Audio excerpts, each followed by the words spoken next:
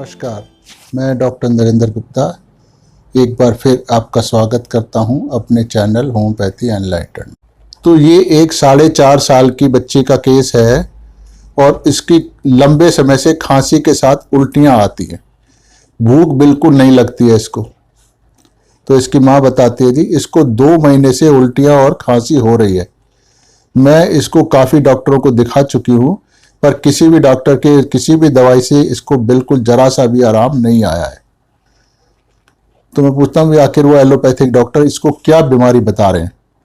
वो तो कुछ भी नहीं बताते हैं, कहते हैं सब कुछ नॉर्मल है, 1 हफ्ते की दवाई देते हैं, कहते हैं कि अगर 1 हफ्ते में इसको आराम आ गया तो ठीक है, नहीं तो आप इसको अस्पताल में दाखिल करा देना।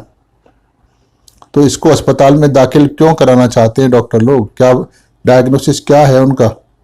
कहते हैं बच्चे में कमजोरी है इसलिए इसको खाना नहीं पच रहा है।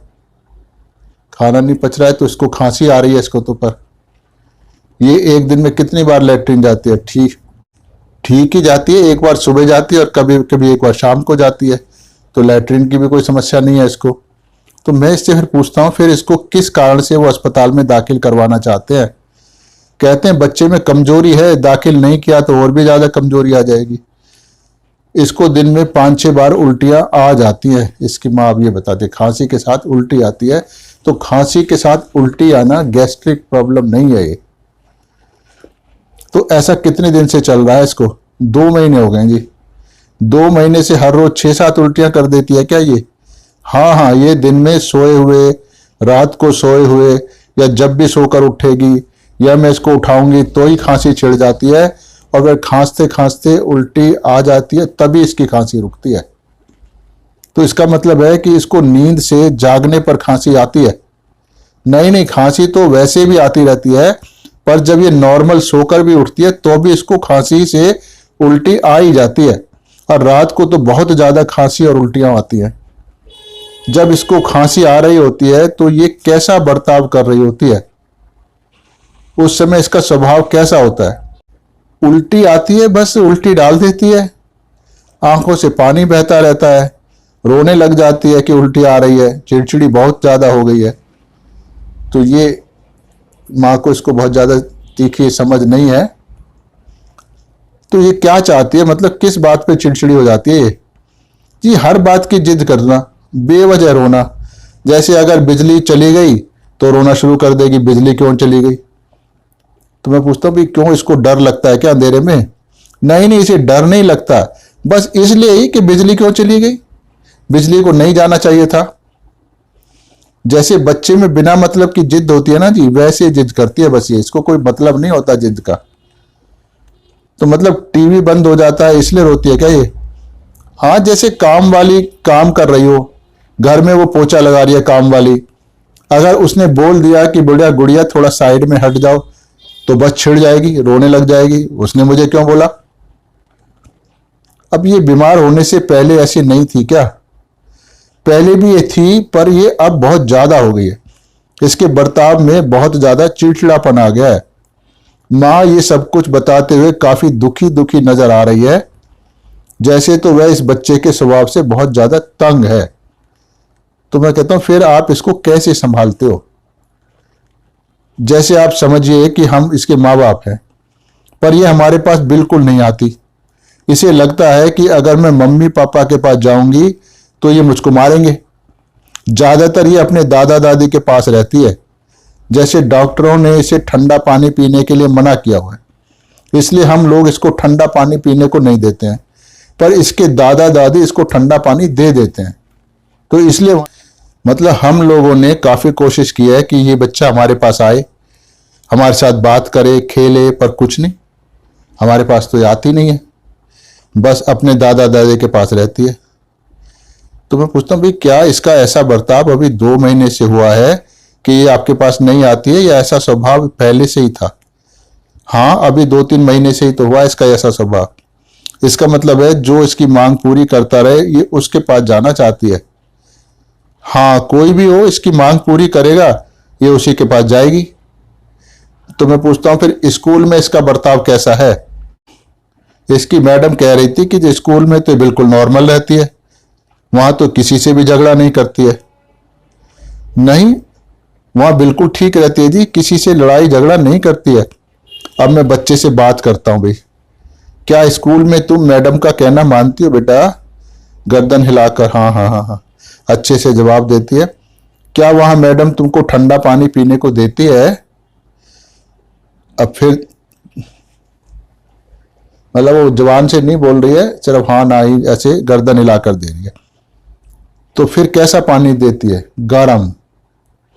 क्यों, वहां गर्म पानी में तुमको, गर्म पानी पीने से तुम्हें गुस्सा नहीं आता क्या? नहीं। अब रोगी रोने जैसी शक्ल बनाए हुए है, बोलकर कोई जवाब वो दे ही नहीं पा रही है, जैसे तो ना कहने में भी उसको डर लग रहा है। क्यों, वहां गुस्सा क्यों नहीं आता? क्या ये मैडम तुम्हारी पिटाई कर देगी? क्या बात होती है ऐसी? तो इसकी माँ बताती थी इसको उल्टी आती है, तो कभी तो इसको देखकर मैं भी रोने लग जाती हूं। अब माँ रोने लगती है तो उससे हमें तो कोई फर्क पड़ेगा नहीं ना। तो बच्चा गर्दन मोड़कर माँ की तरफ देखता है, पर मुझे जवाब देने के लिए या तो नीचे या इधर उधर देखने लगता है, जैसे तो उसमें मुझसे नजरें मिलाने की हिम्मत नहीं हो रही है, वो घबरा रही है। तो मैं कहता हूं वहां पर मैडम से तुम क्यों कहते हो कि मुझको गर्म पानी नहीं पीना चाहिए, मुझको ठंडा पानी चाहिए? अगर आप मैडम से ठंडा पानी मांगोगे तो मैडम फिर क्या करेगी तुम्हारे साथ? क्या मैडम तुम्हारी पिटाई करेगी? फिर गर्दन हिलाकर कहती है नहीं करेगी, पिटाई नहीं करेगी, यानी पिटाई का डर नहीं है इसको। तो फिर मैडम क्या करेगी? अगर तुम मांगोगी तो क्या मैडम तुमको ठंडा पानी पीने देगी? पर जब इसकी गर्दन इस प्रकार हिल रही है, जैसे तो उसको मालूम है कि वो झूठ बोल रही है, यानी हाँ कहते समय उसमें वो आत्मविश्वास उसकी गर्दन झलकाने में नहीं है कि जो पक्के तौर पे कह सके। तुम स्कूल में जिद नहीं करती हो क्या? क्या केवल घर पर जिद करती हो? तो माँ इसकी तुरंत कहती है, तुरंत उसको डांटती, झूठ बोलती है। माँ फिर मुझसे कहना शुरू करती है, एक तरफ तो ये इतनी उल्टियां करती है और दूसरी तरफ तो भूख का इसमें नामो निशान नहीं है। एक और ये कहती रहती है मेरे पैरों में दर्द होता है। और मैं पूछता हूँ पैरों में दर्द शुरू से ही होता है या अभी होने लगा है? अभी एक हफ्ते से दर्द बताने लगी है जी। इसको 15-20 दिनों पहले काफी बुखार आया था, उस वक्त इसको हमने अंग्रेजी दवाई दी थी तो ये नॉर्मल हो गई थी, और इसको खांसी और उल्टियां तो थम ही नहीं रही हैं। मैं खुद इससे बहुत तंग आ चुकी हूं, क्योंकि मुझे भी अब 7वां महीना चल रहा है, मतलब इस मदर इज प्रेग्नेंट। मतलब आपको अभी ये केवल एक ही बच्चा है क्या? हाँ हाँ। जब ये स्कूल से आती है तो घर पर कुछ काम वगैरह करती है या नहीं करती है आपके साथ? नहीं करती। घर आते ही सबसे पहले या तो एसी का बटन चालू, टीवी का बटन चालू, बस ये 2 चीज करती है। जब इसके दादा घर पर रहते हैं तो उनसे फरमाइश करती रहेगी कि मुझको चिप्स खाने हैं, मुझे चिप्स खाने हैं, बस वो भी इसको लेकर चल देते हैं बाजार। मैं इसको कहती हूँ पहले खाना खा ले, दूध पी ले, तो बस नहीं, कहती है मैं बाजार से पहले वो सब लाऊंगी फिर खाना खाऊंगी। इसको दही पसंद है, पहले दही के साथ रोटी खा लेती थी, पर अब मैं इसको खांसी के कारण दही नहीं देती हूँ। तो मैं इसको समझाता हूँ भी ठंडी दही मत दो, ताजा जमी हुई दही दे दो, तो वो इसको नुकसान नहीं करेगी। इसको खांसी खाने पीने की वजह से नहीं हुई है, ये खांसी किसी वजह चीज से, इसको एलर्जी की वजह से है, इसलिए इसको लंबे समय तक इलाज की जरूरत है। तो जब खांसी बिना किसी निदान के 2-2.5 महीने इतने लंबे समय चल जाए, तो वह किसी दवाई से भी ठीक ना हो रही हो, तो हमारी होम्योपैथी के अनुसार इसको हम पुराना रोग यानी क्रॉनिक डिजीज मानते हैं, इसलिए इसका इलाज काफी लंबे समय तक चलेगा। मैं इसको कहता हूं बेटा अपना नाम बताओ बच्चे, बस ऐसे कर दे, नहीं बताना उसको। तो ये तो जैसे बदतमीज बच्चे करते हैं ऐसी हरकत है।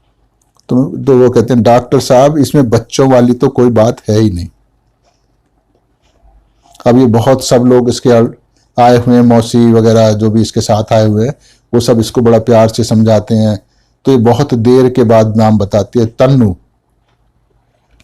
जैसे बच्चे खिलौने से खेलते हैं, ये तो 2 मिनट खिलौनों को ऐसे ऐसे देखेगी, बस फिर जोर से इधर उधर फेंक देगी। तो मतलब ये खिलौने को तोड़ना चाहती है क्या? नहीं नहीं, तोड़ना नहीं चाहती है, बस 2 मिनट में ही इसका मन भर जाता है तो उसको फेंक देती है। फिर इसको नया खिलौना चाहिए, इसे रंग का डब्बा दिलाती हूँ तो बस 2 दिनों में सारे रंगों को तोड़ फोड़ के फेंक देती है। तो मैं इससे पूछता हूँ इससे टूट जाते हैं, ये कोई जानबूझ के थोड़ी तोड़ती होगी। तो इसकी माँ बताती है ये उनको जानबूझकर तोड़ती है। जैसे इसने किसी का मोबाइल देख लिया तो चाहे मैं इसको वैसा ही मोबाइल दिखा दूं, पर इसे तो दूसरों का ही मोबाइल चाहिए। मतलब इसको नई नई बल्कि जो दूसरों के पास चीजें हैं वो चाहिए। और अगर मैं किसी बच्चे से प्यार से बोलूंगी तो फिर तो ये बहुत हाइपर हो जाती है, मतलब इसको उससे जलन हो जाती है। तो फिर उस जलन में दूसरे के बच्चे के साथ ये क्या करती है, उसको मारने लगती है, उसको छुड़ाना मुश्किल हो जाता है। मतलब क्या ये चाहते हैं कि आप केवल इसी को प्यार करें? मैं इसको प्यार करती हूं पर ये दूसरे बच्चों को प्यार नहीं करने देती। मैं इसे प्यार करने की कोशिश करती हूं पर यह तो मेरे पास फिर आती नहीं है। अब माँ को तो लगता है ना कि उसका बच्चा उसके पास आए, उससे प्यार करे, वो बच्चे को प्यार करे, पर नहीं, ये तो आती ही नहीं है मेरे पास। मैं रात को इससे इतनी जिद करती हूँ कि तन्नू मेरे पास सो जाना बेटा, इसे इतने प्यार से बुलाती हूँ पर नहीं आती है। पूरे दिन चाहे मेरे साथ रहे पर रात को सोएगी अपने दादा दादी के साथ। पता नहीं क्यों ऐसे वो दादा दादी इसके साथ क्या करते हैं वो। तो मैं ही जानना चाह रहा हूँ क्यों दादा दादी के साथ ही क्यों सोना चाहती है। तो इसकी माँ बताती है शायद इसलिए कि वो इसकी जायज नाजायज सारी मांगे पूरी करते हैं। मतलब साफ है कि आपको इसको थोड़ा खतरा नजर आता है कि ये मेरे को डांट देगी मम्मी। थोड़ा बहुत नहीं, इसको तो बहुत रहता है खतरा। इसका मेरे से तो मोह बिल्कुल है ही नहीं, बहुत ही कम हो गया है। जैसे तो मैं इसको बुलाती हूँ कि तन्नू आ जा, खेल खेल में पढ़ाई करेंगे, पर ये नहीं आती। किसी तरह मन करके बिठाऊंगी तो दादा दादी नजर आते ही उनके पास से फिर भाग जाएगी। मतलब ये है कि जब तक दादा दादी सामने नहीं होते तो इसको आपका डर रहता है और पढ़ाई करती है, पर उनको देखते ही इसका डर निकल जाता है कि मुझे बचाने वाले आ गए हैं। वहां ये अपने को सुरक्षित समझती है। माँ कहते डर नहीं रहता, बस आराम से पढ़ती रहती है, पर उनको दिखाई देते ही ये उनके पास भाग जाती है। ना तो इसको भूख लगती है, ना ये दूध को मुंह लगाती है। इसको स्कूल के लिए एक रोटी देती हूं तो वो भी घर वापस ले आती है। इस पूरे केस में बच्ची बड़ी घबराई हुई सी इधर उधर देख रही है, चीजों को छेड़ रही है, जैसे तो उसे इन चीजों के बारे में जानने की जिज्ञासा हो। अब इतना सारा वार्तालाप जो मदर के साथ हुआ, सब कुछ हुआ, तो उससे हमें उतना ज्यादा नहीं चला क्योंकि मदर अपनी बातें बता रही है। तो बच्चे के जो हाव भाव हमें सामने दिख रहे हैं तो वो घबरा सा है कि कहाँ फंसा हुआ हूं मैं। तो उसको देख के हमने प्रिस्क्रिप्शन दिया है। तो कुछ रूब्रिक हैं जो मैं आपको बता रहा हूं। क्यूरियस, बच्चा जगह जगह देख रहा है, कभी सामान की तरफ, कभी डॉक्टर की तरफ, कभी कमरे में चारों तरफ, परंतु वो अपनी माँ और बड़ी मौसी की तरफ बिल्कुल ध्यान नहीं दे रही है, जबकि माँ उसके बारे में ही डॉक्टर को सब कुछ बता रही है। पर ये माँ क्या बोल रही है तो बोलती रहे। तो jealousy, children newborn gets all the attention. तो माँ अगर किसी दूसरे बच्चे को प्यार करने लगे, मतलब दूसरा बच्चा तो तभी आएगा ना, तभी प्यार करेगी, तो ये हाइपर हो जाती है, बच्चे को मार कर माँ की गोदी से भगा देना चाहती है। एक और रूब्रिक है अनग्रेटफुलनेस अवेयरिस फ्रॉम। मतलब जो लोग इसको चीजें देते हैं, जैसे दादा दादी चीज देते हैं इसको, तो ये केवल उन्हीं के पास जाती है। माँ बाप इसके पास नहीं जाते, माँ बाप के पास ये नहीं जाती है, क्योंकि वो लोग इसके ऊपर तरह तरह के रोक लगाते हैं, प्रतिबंध लगाते हैं। एक और रूब्रिक है एंटिक्स प्ले चिल्ड्रन इन। मतलब तरह तरह की शक्लें बनाती है, कभी जीभ बाहर निकाल रही है, कभी कुछ और हरकत कर रही है, और सबको ध्यान भी इसका है कि भाई कोई मेरे को देख रहा है, मजा ले रहा है। एक और रूब्रिक है truth telling the plain truth. अब जितने भी सवाल मैंने इससे किए थे उसने बिल्कुल सही एकदम हाँ ना गर्दन हिला के सही जवाब दिए। तो जब स्कूल के बारे में पूछा जाता है तो बिना किसी लाग लपेट के साफ साफ बता देती है कि स्कूल में वो गर्म पानी पीती है, आदि आदि। एक और रूब्रिक है इरिटेबिलिटी चिल्ड्रन इन। ये नौकरानी से चिढ़ जाती है कि बच्चों को जलन के कारण वो मारने लगती है, दोनों बातें। Jealousy crime too. दूसरे बच्चे से जलन के कारण उनको मारती है ये। जेलेसी, रेज विद, दूसरे बच्चों से जलन के कारण उनको मारती है, हाइपर होकर उनको मारती है। Touched, impel to touch everything, मतलब क्लिनिक में रखे हुए सब सामान को छू कर देख रही है, उसको समझने की कोशिश कर रही है कि क्या चीज़ है, और फिर नई चीज़ की तलाश में लग जाती है। एक खिलौने से ज़्यादा देर नहीं खेलती, फिर उसे फेंक देती है और नई चीज़ की तलाश में। Behaviour problem in children. 10वां रुब्रिक है breaking things, desire to break things. एक और रुब्रिक है फियर बिट्रेड ऑफ बीइंग, मतलब यहाँ क्लिनिक में वो ऐसा बर्ताव कर रही है जैसे तो वह हम लोगों के बीच में फंस गई है। घबराहट के कारण उसकी शक्ल बिल्कुल रोने वाली हो रही है, हालांकि वो खेल रही है, सही ढंग से जवाब ही नहीं दे पा रही है, जबकि यहाँ पर उसके लिए केवल मैं ही एक अनजान व्यक्ति हूँ, बाकी उसके सारे रिश्तेदार उसके साथ आए हुए हैं, फिर भी घबराई हुई है। तो अंतिम रुब्रिक जो ये 12वां रुब्रिक है fear of betrayed of being, ये ही इसी को मैंने ज़्यादा महत्व दिया है, बाकी सारे रुब्रिक तो आपको समझाने के लिए लिखे हैं जो कि इस दवाई से मिलते नहीं हैं। तो इसको higher MS 30 fear betrayed of being के ध्यान में रख के दी गई है।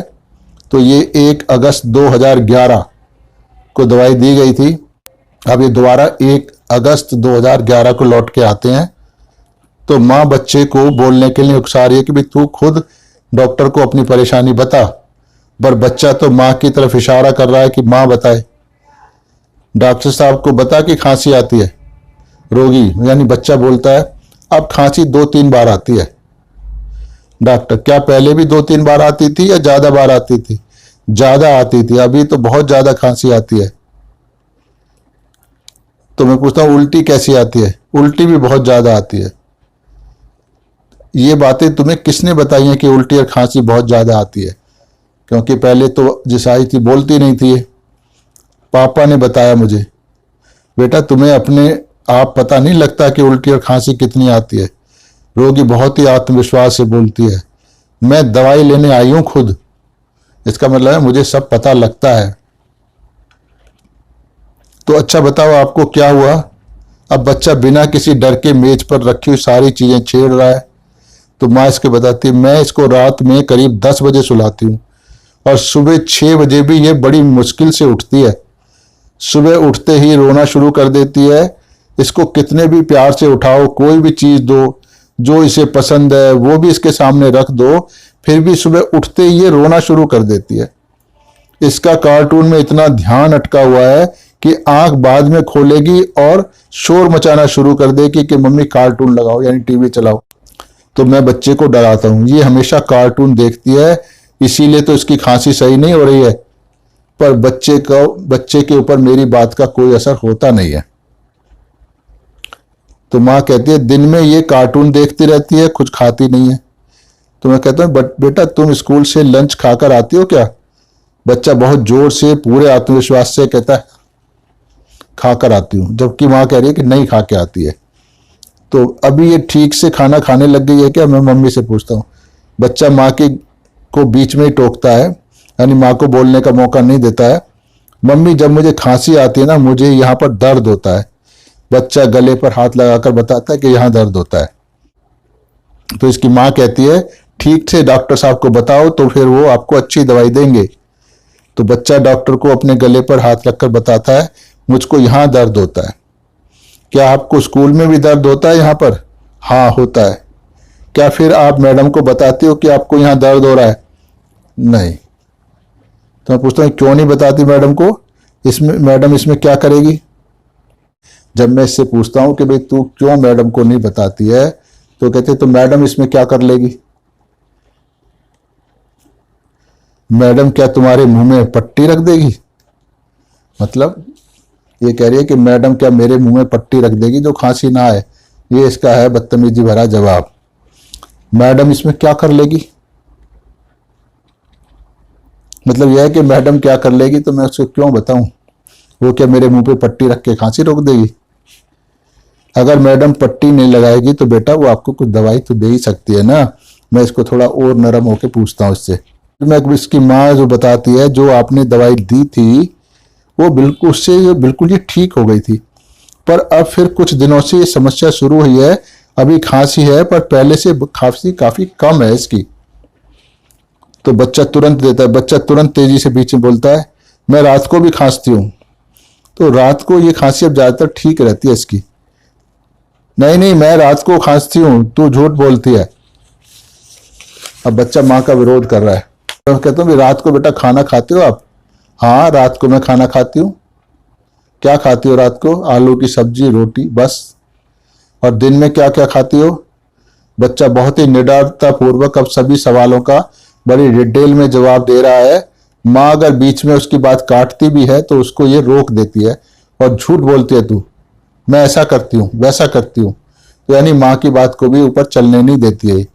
यानी इसके स्वभाव में एकदम बदलाव आ गया। माँ कहती है इसकी खांसी तो बहुत कम हो गई है, फिर भी अभी थोड़ा बहुत आ रही है।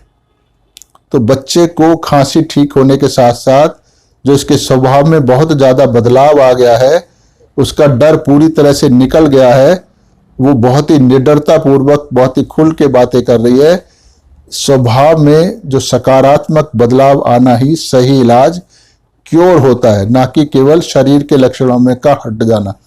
तो खांसी सही होना कोई इलाज नहीं है, बल्कि खांसी के साथ साथ उसका मन भी बदलना चाहिए पॉजिटिव साइड में, तो वो इलाज होता है। तो ऐसा इसके साथ हो गया है। तो सही सिमिली में होगा तो शारीरिक और मानसिक दोनों अवस्थाओं में परिवर्तन आएगा। धन्यवाद।